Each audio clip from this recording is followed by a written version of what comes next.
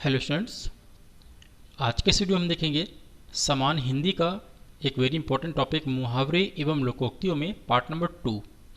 इसके पहले वाले पार्ट में हम लोगों ने कुछ इंपॉर्टेंट यहाँ पे मुहावरे एवं लोकोक्तियाँ देखी थी। अब इस पार्ट में भी हम क्या करेंगे, कुछ इंपॉर्टेंट यहाँ पे मुहावरे देखेंगे जो कि हमारे अपकमिंग एग्जाम के लिए काफ़ी इंपॉर्टेंट हैं। तो आइए देखते हैं यहाँ पे हमारे सामने कौन कौन से मुहावरे यहाँ पे यूज़ हम करेंगे और कैसे हम उनका जो भी भावार्थ है वो हम यहाँ पे सीखेंगे। तो देखिए, सबसे पहले अगर हम बात करेंगे जो हमारा मुहावरा है, ये लिखा हुआ है कि किनारा करना। अब देखिए, किनारा करना एक तरीके से ये क्या है, ये भावार्थ है, सॉरी ये हमारा शब्दार्थ है, ये किसी का एक अर्थ है। किनारा करना मतलब अलग हट जाना, लेकिन जो इसका भावार्थ होगा वो हमको देखना है, जो जनरली जिसका एक सेंस होता है। तो देखिए, किनारा करना मेनली होता है किसी काम से मुकर जाना या दूर हो जाना। आपने अक्सर सुना भी होगा कि अगर कोई काम आप कर रहे हो, आपके साथ में भी कोई अगर यहाँ पे लगा हुआ है, अगर वो किनारा कर जाता है, इसका मतलब ये होता है कि वो उस काम से मुकर गया या दूर हो गया। तो ये इसका भावार्थ होता है कि मुकर जाना या दूर हो जाना। नेक्स्ट हम देखेंगे कि कलम तोड़ना। अब देखिए, कलम तोड़ना जो हमारा शब्दार्थ है, इसका भावार्थ होता है कि अनूठा लिखना। मान लिया अगर कोई लेखक है या कोई कवि है और किसी को लिखना पसंद है, तो अगर बहुत अच्छा लिख रहा है, लोग उससे बहुत तारीफ कर रहे हैं, तो आप ये कह सकते हैं कि उसने कलम तोड़ दिया। अब कलम तोड़ने का ये मीनिंग नहीं कि कलम को पकड़ के तोड़ देना, ऐसा नहीं है।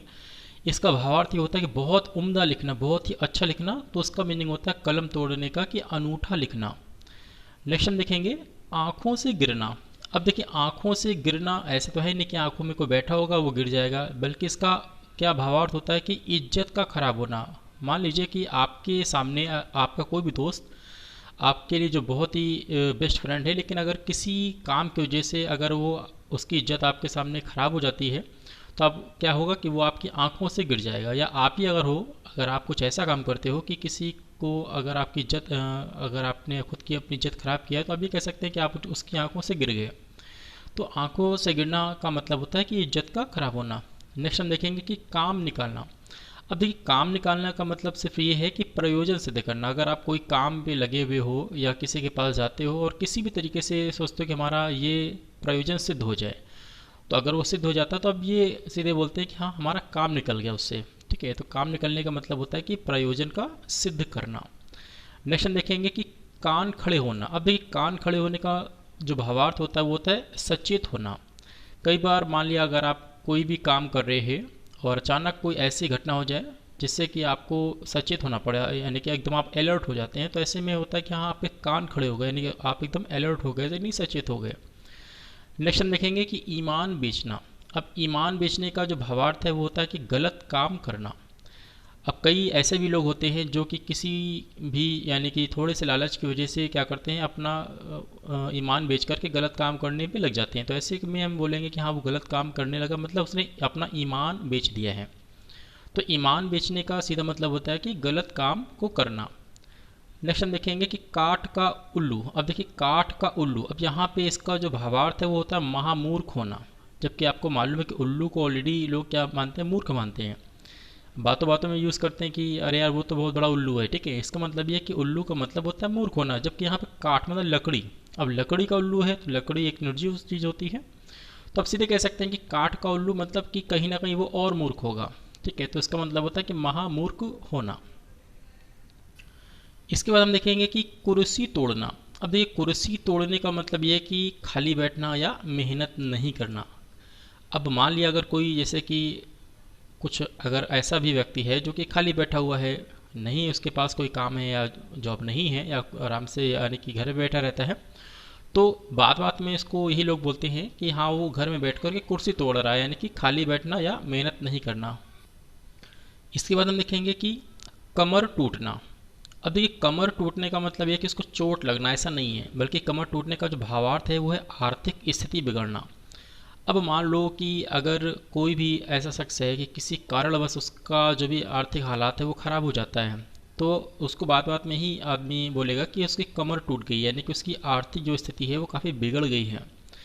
नेक्स्ट हम देखेंगे कि कूप मंडूक होना। अब देखिए, कूप मंडूक आपको मालूम है कि कुएं का मेंढक भी बोलते हैं इसको, कुएं का मेंढक होना। ठीक है, अब कुएं का मेंढक का मतलब ये है कि जो मेंढक होगा वो सिर्फ कुएं में रहेगा, वो बाहर बिल्कुल आ जा नहीं सकता। ठीक है। तो ऐसे में क्या होता है कि हाँ अत्यंत सीमित का ज्ञान का होना, मतलब उसके पास जो भी नॉलेज है, जो भी ज्ञान है, वो एकदम सीमित है, लिमिटेड है, क्योंकि वो कुएं के बाहर जा नहीं सकता। ठीक है, अगर कुएं के बाहर जाएगा तो कहीं ना कहीं से उसको ज्ञान प्राप्त होगा, लेकिन ऐसा है नहीं, वो कुएं का मेंढक है, यानी कि कूप मंडूक है, मतलब उसके पास अत्यंत सीमित ज्ञान होगा। नेक्स्ट हम देखेंगे कि कान पकड़ना। अब देखिए, कान पकड़ने का जो भावार्थ होता है वो होता है भूल स्वीकार करना। अगर आपसे कोई गलती हुई है और आप उसको एक्सेप्ट करते हो कि हाँ हमसे ये गलती हुई है, भूल स्वीकार कर रहे हैं, तो ऐसे में आप होगा कि हाँ उसने अपने कान को पकड़ लिया, मतलब उसने अपनी भूल को स्वीकार कर लिया है। इसका नेक्स्ट हम देखेंगे यहाँ पे कि गंगा लाभ होना। अब ये गंगा को हम एक तरीके से बहुत ही पवित्र मानते हैं, तो यहाँ पे इसका जो भावार्थ होता है उसका मतलब होता है कि अप्रत्याशित लाभ होना। अचानक कहीं से आपके पास बहुत ही कोई अच्छा यानी कि बहुत पैसा आ जाए या कुछ अच्छी गुड न्यूज़ आपके सामने आ जाए, तो आपको जिससे कि बहुत ज़्यादा अप्रत्याशित यानी कि आपने सोचा नहीं था, अचानक आपको लाभ हो गया है, तो ऐसे में होता है कि हाँ गंगा लाभ होना। जब कई बार इसको ऐसे बोलते हैं हाँ गंगा से यानी कि लाभ आपको प्राप्त हुआ है। नेक्स्ट हम देखेंगे कान फूकना। अब देखिए, कान फूकना का जो मीनिंग होता है, भावार्थ होता है, वो होता है चुगली करना। अगर कोई भी व्यक्ति किसी दूसरे व्यक्ति के कानों में कुछ चुगली कर रहा है तो उसको सीधे हम बोलेंगे हाँ वो कान फूक रहा है उसके, तो इसका यही हमारा भावार्थ होता है। नेक्स्ट हम देखेंगे कि गोली मारना। अब गोली मारने का जो भावार्थ होता है वो होता है, नेक्स्ट देखिए यहाँ पे, नेक्स्ट हमारा है कि गोली मारना। अब देखिए, गोली मारने का जो भावार्थ होता है वो होता है उपेक्षा पूर्वक त्याग कर देना। कई बार आपने देखा होगा कि अगर मान लिया किसी से आपका झगड़ा हो गया है या कुछ भी, अगर किसी से अनजाने यानी कि बातें हो गई हैं, तो आप सीधे बोलते हैं कि यार उसको गोली मार दिया, यानी कि उसको गोली मार, ठीक है, मतलब उसको छोड़ दे, यानी कि उसको कहीं ना कहीं उपेक्षा करके उसको त्याग देना, तो इसका मीनिंग होता है। नेक्स्ट हम देखेंगे कि ठन ठन गोपाल। अब देखिए, ठन ठन गोपाल का जो हमारा अर्थ है वो होता है कंगाल होना। कि अगर आपसे यानी कि अगर आपने कहीं देखा होगा कि अगर कोई बहुत ज़्यादा कंगाल हो गया है किसी तरीके से भी, हो सकता है कि उसने अपना बिजनेस में लॉस हो गया हो या जिस तरीके से अगर कंगाल हो गया, तो कहीं ना कहीं उसको बोलते हैं ठन ठन गोपाल होना, यानी कि कंगाल हो जाना। नेक्स्ट हम देखेंगे कि घुटने टेक देना। देखिए, घुटने टेक देने का मतलब होता है कि हार मानना। अब किसी ने अगर अपने आप को हार मान लिया है, यानी कि उस किसी के सामने उसने हार को कबूल कर लिया है, मान लिया है, तो उसको बोलेंगे हाँ उसने अपने घुटने टेक दिए। तो इसका ये हमारा भाव का जो भावार्थ होता है वो होता है बड़ी बड़ी बातें बोलना। अब कई बार क्या होता है, अगर कोई व्यक्ति बहुत ही बड़ी बड़ी बातें बोलता है तो सीधे उसको बोला जाता है वो अपने गाल बजाता रहता है, यानी कि वो गाल बजाना का सीधा मतलब होता है कि बड़ी बड़ी बातें बोलना। नेक्स्ट हम देखेंगे कि हमारा जो मुहावरा है वो लिखा हुआ है कि थाली का बैंगन। अब देखिए, थाली का जो बैंगन होता है उसका जो भावार्थ होता है वो होता है कि अवसरवादी। यानी कि कई बार क्या होता है कि कुछ व्यक्ति ऐसे होते हैं कि अवसर को देख करके आपका साथ देते हैं, ठीक है, कि अगर आपसे कोई काम होगा तो आपका सपोर्ट करेंगे, अदरवाइज अगर किसी और से काम होगा तो तुरंत आपको छोड़ के कहीं और चले जाएंगे। तो ऐसे में उसका मतलब होता है कि थाली का बैंगन है वो, कि वो आपका सिद्धांतवादी है, यानी कि अवसरवादी होता है। नेक्स्ट हम देखेंगे, इसमें लिखा है कि थूक कर चाटना। अब देखिए, थूक कर चाटने का मतलब होता है कहकर मुकर जाना। अगर कोई व्यक्ति कुछ कह रहा है, कह करके वो मुकर जा रहा है, तो उसको मतलब होता है कि ये थूक कर चाट रहा है, ठीक है। तो ऐसे में इसका सीधा ही मतलब होता है कि थूक कर चाटने का, कि कहकर मुकर जाना। यहाँ लिखा हुआ कि दिल छोटा करना। अब देखिए, दिल छोटा करना का जो हमारा भावार्थ होता है वो होता है उदास होना। इसमें क्या होता है कि अगर कोई व्यक्ति उदास हो गया है किसी भी कारण की वजह से, तो आप उसको ये कह सकते हैं कि हाँ वो उसका दिल छोटा हो गया है, यानी कि वो कहीं ना कहीं उदास है, तो उसका दिल छोटा करने का भी सीधा मतलब होता है कि उदास होना।